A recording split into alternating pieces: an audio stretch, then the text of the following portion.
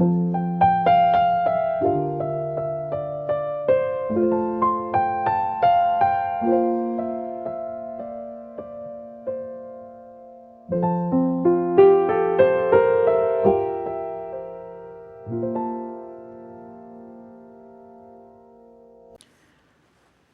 and sisters, our gospel today opens with a quiet detail that is easy to overlook.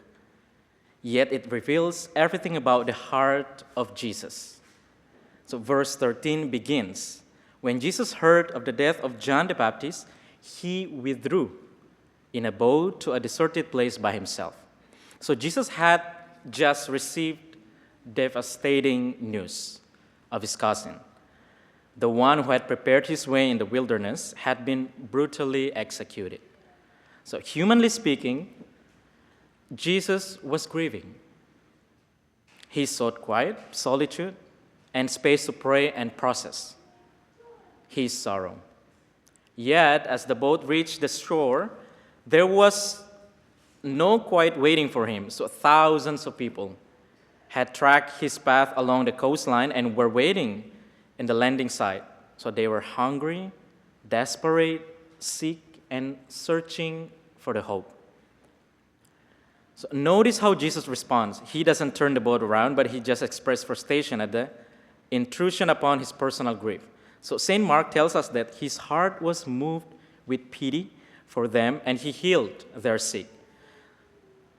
So if we see that the word used for compassion refers to a deep, visceral gut reaction, that a love that acts for the suffering of another. So before Jesus ever performs the miracle of multiplying food, he performs the fundamental miracle of divine love. He opens his heart to a needy world even when his own heart was heavy. So as evening approached, the disciples come to Jesus with what seems like sound, dramatic, pragmatic advice. "This is a deserted place and the hour is already late. Send the crowds away so that they can go to the villages and buy food for themselves." So the disciples are looking at the reality through the lens of human limitation. We can see the place is a deserted place. The time is already late in the evening. The resources, zero market at all.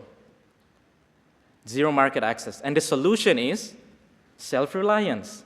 Let everyone figure it out for themselves. Dear brothers and sisters, how often do we adopt the same mindset when confronted with the immense needs of our world, our families, or our church? We look at poverty, broken relationships, loneliness, or spiritual emptiness, and our immediate instinct is self-preservation. It's too big. We don't have enough. Send them away. But Jesus flips their logic upside down with a startling command. They do not need to go away. You give them something to eat. Imagine the disciples shocked at the time. So they scrabble to inventory their supplies and return with a meager total, only 5 loaves and 2 fish, for a crowd that numbered around 5,000 men, not counting yet the women and children. This wasn't just insufficient, it was almost laughable.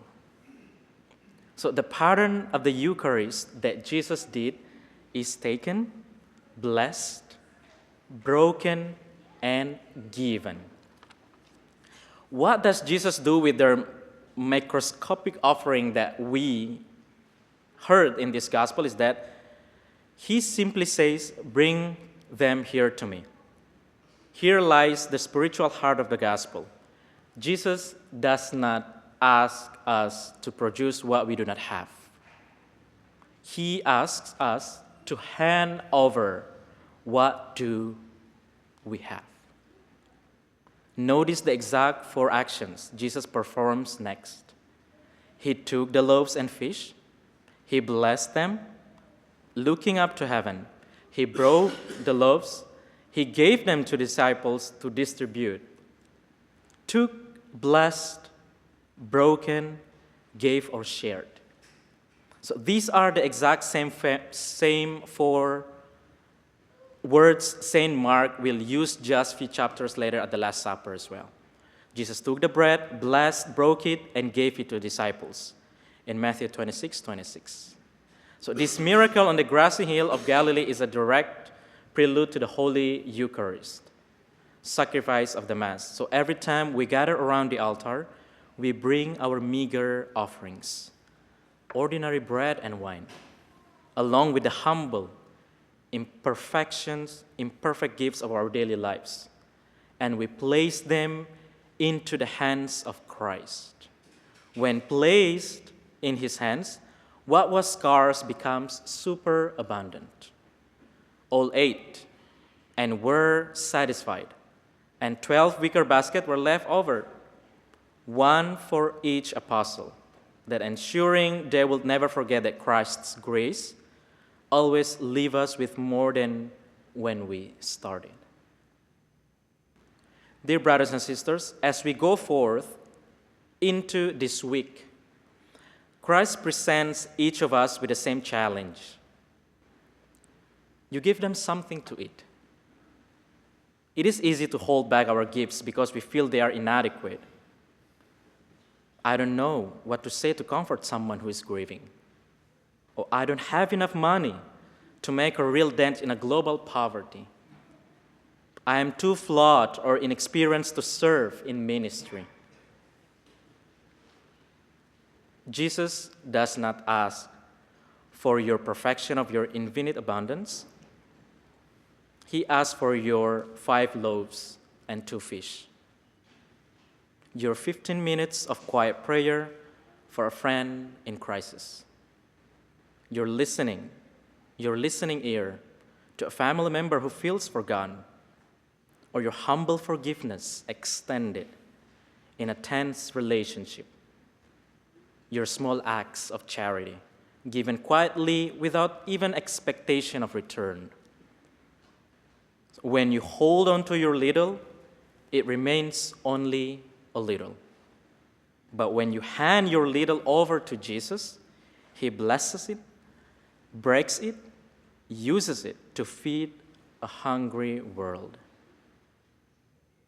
Dear brothers and sisters, may we come to this altar today with open hands and trusting hearts, laying down whatever small gifts we have, confident that the God who multiplies bread in the desert is the same God who will satisfy the deepest longings of our souls.